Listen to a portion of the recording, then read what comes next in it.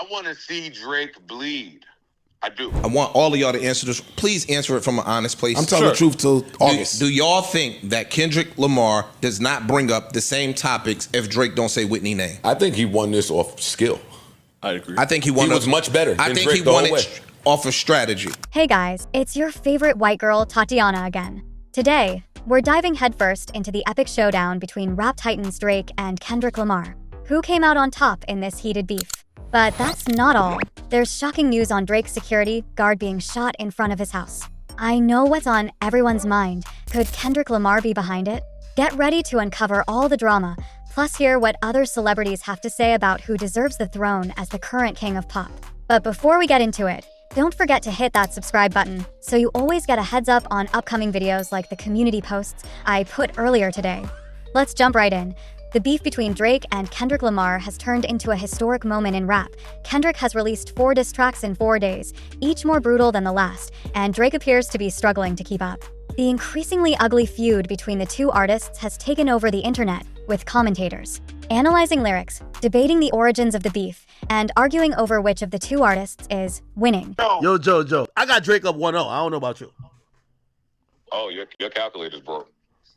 No, my brother. Your calculator's off. Do you think that Push-Ups is better than Euphoria? It's a better song, absolutely. You got it. That's peace. Hey, that's peace. Who laughing in the background? All of us. There's a reason that y'all thought that shit was AI. I want to see Drake bleed. I do. Both rappers launched serious allegations of abuse at one another through their diss tracks. Drake has accused Lamar of physically assaulting his fiancée, Whitney Alford, while Lamar has accused Drake and his inner circle of pursuing underage women. In 2018, Stranger Things actress Millie Bobby Brown, aged 14 at the time, revealed on the Emmy Awards red carpet that she and Canadian rapper Drake were great friends who regularly text. What about your relationship with Drake? Tell me about your friendship. How did this all come about? I love him. I met him in Australia, and he's honestly so fantastic and a great friend and a great role model. You know, we just texted each other the other day, and he was like, "I miss you so much." I was like, "I miss you more." He's coming to Atlanta, so I'm definitely gonna go and see him. I'm so excited. Pause for a second. Let's get something straight. Being great with kids is good and all. Heck, as a woman, I'd love to be with a man who is loved by children. But I wouldn't want a world-class rapper texting back and forth with my 14-year-old daughter messages like, "I miss you." It's giving me grooming vibes. I wasn't the only one feeling this way. You best believe the internet had something to say. Almost immediately after the news broke, the internet, especially the Twitter community, obviously, began to express concern about the two celebrities' relationship. Soon after the controversy started, it quickly became clear that Brown wasn't the only underage girl Drake was texting. In 2019, however, Billie Eilish in an interview was asked a similar set of questions where she mentioned that they had spoken via text in the past. Drake is like the nicest dude I've ever spoken to. I mean, I've only texted him, but he's so nice. Like, he does not need to be nice. You know what I mean? He's at a level of his life where he doesn't need to be nice, but he is. You know. Eilish rambled during the interview. Although the exchanges between her and Drake may very well be harmless, some fans found it suspicious that the then 33-year-old artist was once again found to be texting an underage girl. Okay, I know what you're thinking, maybe Drizzy is just nice. There's nothing wrong with caring about young girls, cool. Let this other video speak for itself. What's your name? Tia. Where you from? Smells fresh. See, y'all gonna have me get carried away again. I get in trouble for shit like this. How old are you?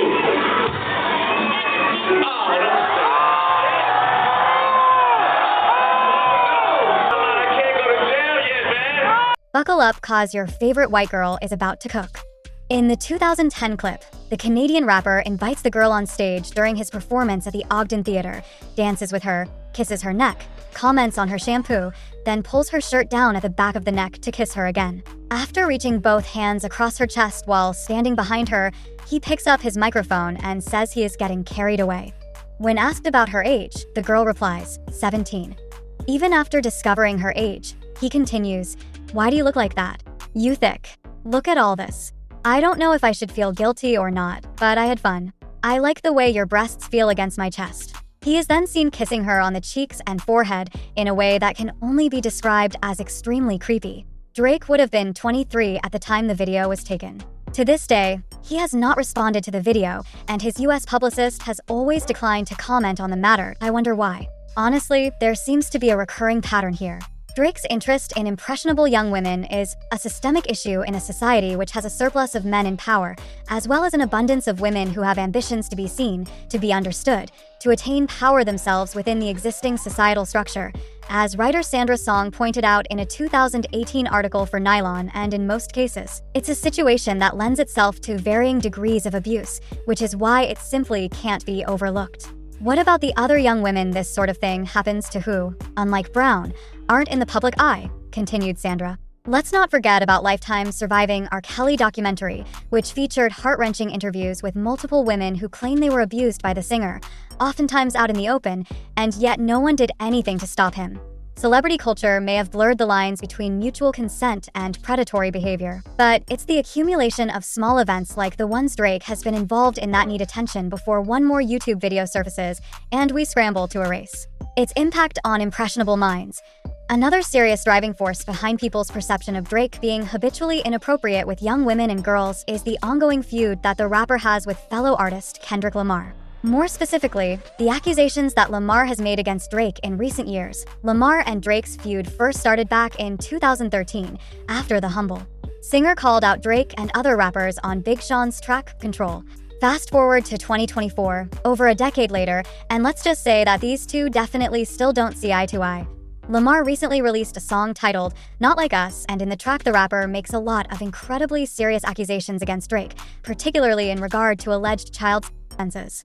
One of the most inflammatory lines reads, "Say, Drake, I hear you like them young. Certified lover boy? Certified P. Trying to strike a chord, and it's probably a minor." In another track directed at Drake, Meet the Grahams, Kendrick Lamar raps, "A child should never be compromised, and he keeping his child around them. And we gotta raise our daughters knowing there's predators like him lurking. I'm looking to shoot through any pervert that lives. Keep the family safe." In a number of his songs, Lamar also alleged that the God's Plan singer has a secret daughter. He a narcissist, misogynist, living inside his songs. Try to destroy families rather than taking care of his own. Should be teaching you timetables or watching Frozen with you, or at your 11th birthday singing poems with you. It's not your fault that he's hiding another child. Oh, did you catch that? There's a lot of sauce oozing from this Kendrick diss track. Who is the secret daughter Drake is hiding? Anyway, we'll talk about that in a different video. In case you didn't know, Kendrick's diss track, Euphoria, released 10 days ago, just hit over 20 million views. Sheesh. A lot of celebrities chimed in and reacted to it. I put together a list of 15 celebs like Rick Ross and some convicted rappers currently doing jail time. The video is right above you. One of the things I love about Kendrick Lamar are his balls. I didn't mean it like that. Let me explain. The cover art for Not Like Us diss track is a bird's eye image view of Drake's Canadian mansion, alongside a series of red markers that appear to resemble those found on maps, marking the homes of registered sex offenders. Netizens naturally concluded that Lamar was insinuating that many of Drake's closest confidants are also predators. Speaking of predator mansions, Drake's security guard at his hometown mansion of Canada has been seriously injured in a shooting outside the musician's Toronto home. The victim, an adult male, was rushed to a Toronto hospital with serious but non-life-threatening injuries following the shooting early on Tuesday morning, Paul Crouchick of the city's police service told reporters on Tuesday that investigators had little information and were studying surveillance footage for leads. The assailant was reportedly spotted fleeing the area in a vehicle. Drake, whose legal name is Aubrey Graham, has in recent sparred publicly with the California rapper Kendrick Lamar in a series of diss tracks. Crouchick said police were aware of the tension between the two rappers, but didn't link the high-profile spat to the shooting. "It is so early in the investigation that we don't have a motive at this time," Crouchick said. "I'm just going to say what's on everyone's mind. Did Kendrick have anything to do with it? I mean, rappers being killed over beefs is no news in the rap community. After all, Kendrick did feature a satellite image of Drake's 50,000 square foot mega mansion on his diss track, the same property that was cordoned off with police tape after Tuesday's shooting. Both Lamar and Drake have attacked their opponent's parenting and artistic integrity, each diss track a laundry list of scorching insults. Hip-hop beefs have spiraled out of control before, but this feud seems deeply personal, far removed from performative play fighting. Lamar's most recent track, Not Like Us, with over 32 million YouTube views, saw Lamar double down on his allegations, labeling Drake a certified pedophile. Drake's response, The Heart Part 6, sees the Canadian rapper on the defensive, repeatedly denying Lamar's claims. Drake, one of the world's best-selling music artists, boasting more than 81 million monthly listeners on Spotify, reduced to singing lyrics such as, "I never been with no one underage." Many internet commentators compared Drake's song to a scene from It's Always Sunny in Philadelphia, in which a similar scenario was played for laughs. Lamar has yet to respond to The Heart Part 6, but the internet is expecting him to release another scorcher any day now, with Lamar hinting on his most recent track, Not Like Us, that he has many more on the horizon rapping. How many stocks do I really have in stock? 1, 2, 3, 4, 5, plus 5. Timelines of the beef begin with a 2023 collaboration between Drake and J. Cole, first-person shooter, in which J. Cole declares himself, Drake and Lamar as the Big Three of rap.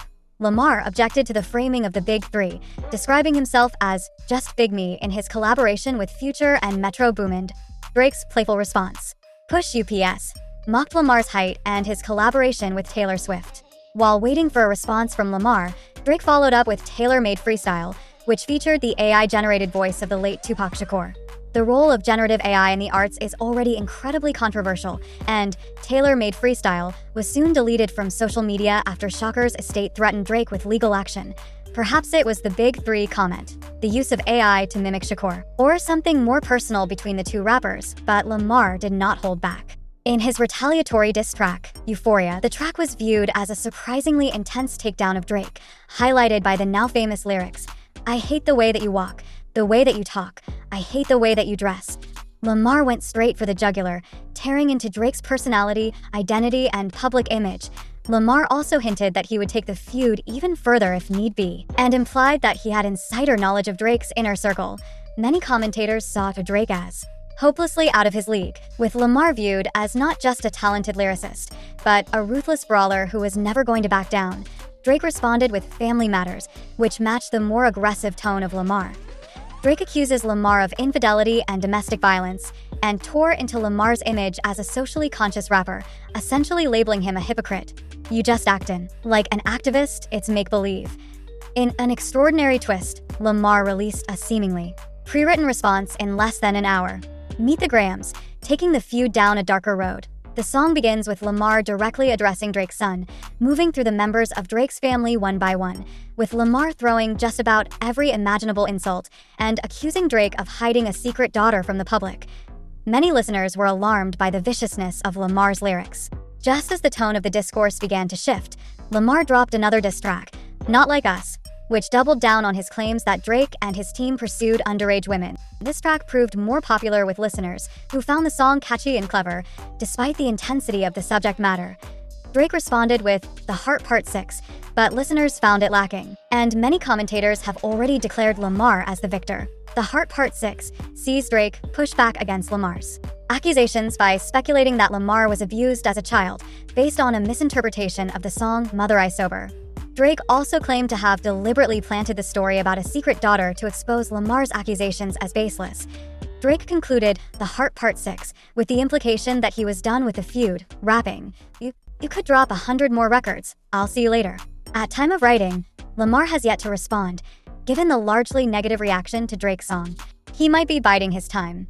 Drake is generally believed to have lost the battle, but fans of both singers are still debating the merits of their arguments, and some believe that the reputation of the two artists has already been torched. Many view Drake's previous diss track, Family Matters, as an impressive piece of work that was immediately overshadowed by Lamar's prompt response. On the other hand, celebs like Joe Budden declared Kendrick Lamar the winner of his battle against Drake, and he celebrated the victory by dancing. Check this out.